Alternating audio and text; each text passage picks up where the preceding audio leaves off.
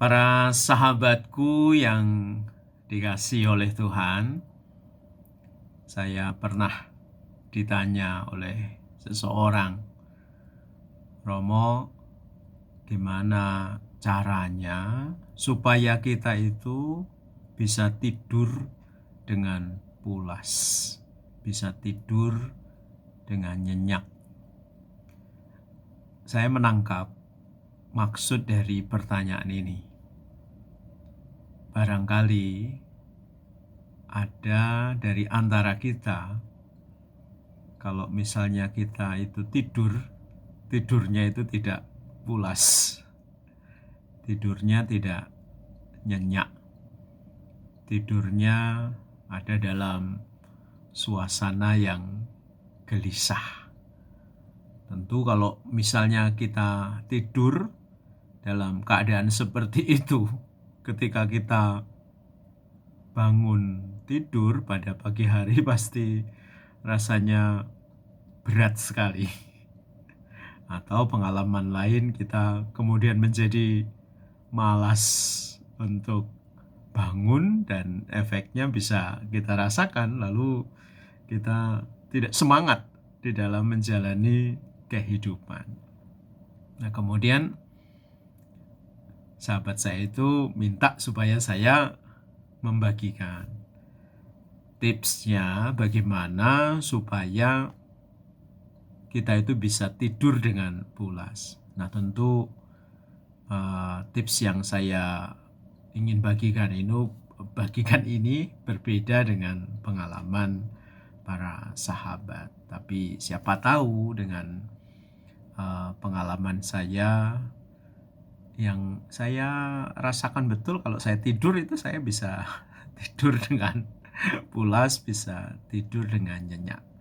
Nah, demikian kurang lebih tips sederhananya. Yang pertama, biasanya yang saya lakukan adalah saya ambil waktu teduh biasanya. Ya, jadi sebelum saya istirahat pada malam hari, biasanya saya ambil waktu untuk saat teduh. Yang saya maksud dengan saat teduh adalah saya memposisikan ya diri saya supaya saya benar-benar bisa menjadi tenang, saya menjadi damai, saya benar-benar dalam suasana ya sudah selesailah dalam melakukan segala aktivitas. Dan biasanya pada saat saya melakukan saat teduh itu, saya biasanya menyanyikan lagu-lagu rohani yang menjadi favorit bagi saya, yang menyentuh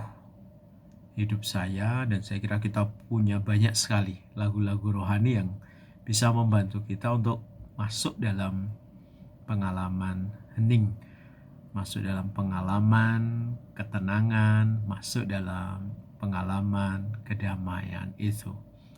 Nah, kemudian kalau saya sudah merasakan damai, tenang, kemudian hening, lalu langkah kedua yang saya lakukan adalah saya mulai melakukan yang namanya pemeriksaan batin. Ini penting sekali para sahabat, ini poin kedua ini penting sekali. Mengapa? Karena melalui pemeriksaan batin itu kita bisa melihat perjalanan selama satu hari itu, pelayanan kita, kemudian pekerjaan-pekerjaan kita itu bisa dilihat, dengan siapa kita berjumpa, apa saja yang kita bicarakan ketika kita berjumpa dengan orang-orang selama satu hari itu, lalu perbuatan-perbuatan apa yang sudah kita lakukan. Jadi kita bisa melihat betul ya selama satu hari, dan itu banyak sekali ya yang kita lakukan. Kalau misalnya pada hari itu saya tidak melakukan banyak hal, tapi kemudian biasanya saya membaca buku, ya buku-buku rohani, buku-buku motivasi. Nah, itu biasanya malam hari saya ingat ini beberapa kata yang bagus ya, kemudian saya tulis lagi. Biasanya saya ambil catatan-catatan itu saya masukkan di buku harian itu yang biasanya kalender liturgi itu, lalu ada tulisan-tulisan bagus dari tokoh ini, itu motivator ini, jadi saya tulis lagi, lalu suatu kali mungkin akan berguna juga ya, akan berguna itu poin-poin seperti itu, kalimat-kalimat yang inspiratif, kalimat-kalimat yang memotivasi. Nah, kemudian kalau sudah di pemeriksaan batin itu selesai, biasanya lalu ya kalau kita melakukan kesalahan ya kita mohon ampun, ya mohon belas kasih Tuhan, supaya ya kesalahan kita atau dosa kita, baik yang dosa kecil maupun dosa yang besar, itu benar-benar kita minta ya pengampunan dari Tuhan, sehingga kita sungguh mengalami yang namanya belas kasih dari Tuhan itu. Baru kemudian setelah semuanya tenang ya, di langkah pertama saat teduh, lalu pemeriksaan batin, dan langkah yang ketiga ini yang kemudian saya sudah lakukan bertahun-tahun, yaitu saya membaca kitab suci untuk bacaan besok. Seperti itu biasanya saya baca kitab suci, itu yang saya baca selalu dari Injil ya, Injil untuk misa harian atau misa minggu.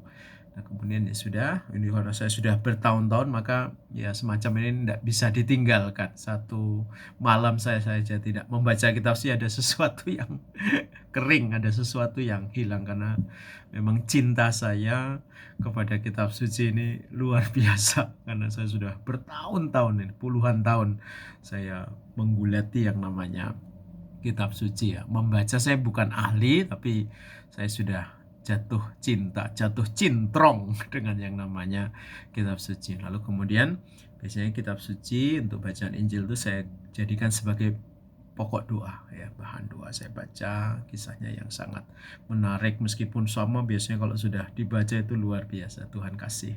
Ini saya kalau sudah membaca itu saya sudah tersentuh, saya kadang ingin nangis juga ya, luar biasa kasih Tuhan yang ditunjukkan di dalam kitab suci itu. Dan biasanya luar biasa, Tuhan menuntun lewat Roh Kudusnya itu selalu saja kasih inspirasi yang indah, dan biasanya kemudian sudah mulai saya catat di situ ya poin-poinnya, lalu kemudian tidak lupa saya menulis refleksinya atau renungannya, dan itu siap untuk dibagikan pada pagi hari berikutnya, dan itu biasa dinikmati oleh para sahabat lewat tulisan-tulisan yang sangat sederhana, dan itu buah dari permenungan membaca kitab suci. Dan kemudian setelah semuanya selesai, biasanya kemudian saya biasa mendoakan doa-doa pokok.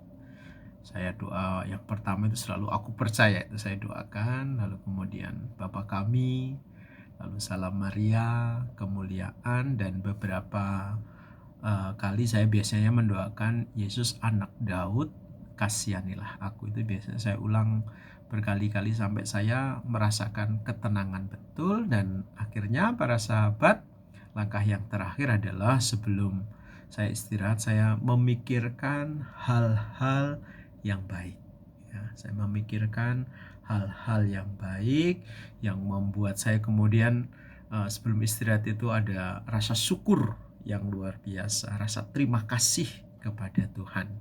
Dan kemudian ini yang luar biasa yang saya rasakan selama 5 tahun itu di Makau dan Hong Kong. Jadi ketika bangun tidur, nah waktu saya tinggal di Makau itu kan kebetulan sebelahnya itu adalah konsulitnya Portugis. Di konsulitnya Portugis itu ada pohon-pohon itu, pohon besar itu di lokasinya mereka itu, dan biasanya banyak sekali burung-burung itu. Pagi-pagi itu saya dengar itu, saya dengar pagi-pagi itu burung-burungnya. Wah, jadi ketika bangun tidur itu langsung otomatis wah ingin ceria seperti burung itu.